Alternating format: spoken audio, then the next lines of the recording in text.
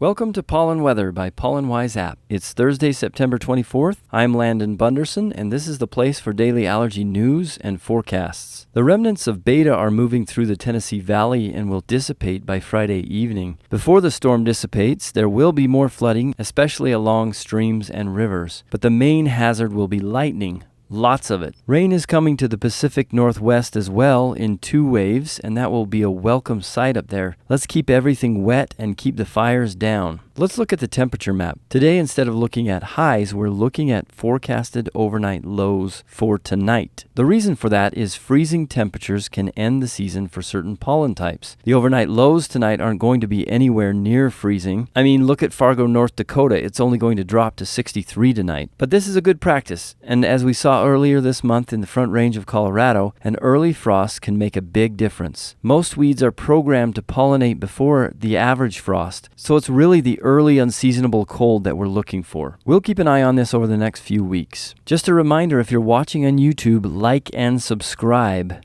Over on the pollen forecast, I've got to talk first about Texas. The pollen rebounded quickly after a low day on Tuesday. Yesterday and today have been miserable for the I-35 corridor, Dallas to San Antonio. It's a bit worse in the north than the south, but you've got chenopods and ragweed all over that country, even up into Oklahoma City. And we're seeing that in your symptom tracking as well. Loads of people are reporting that they are really feeling it right now. Out west, we've still got red conditions, 98 on the index in Phoenix. The air out there is just hot, dusty, dry, and full of pollen. Lots of areas in the orange, which is high on our index. In the southeast, the numbers are coming up. In the rest of the country, I think that the numbers will start to come down, unless you have sagebrush. Sagebrush hasn't quite peaked yet. Mold is very high in Iowa City, Salt Lake City, the Dakotas, the Northeast, and parts of California and Nevada. This year is our first nationwide look at mold going into fall. I'm really excited to get a look at the mold patterns moving into fall.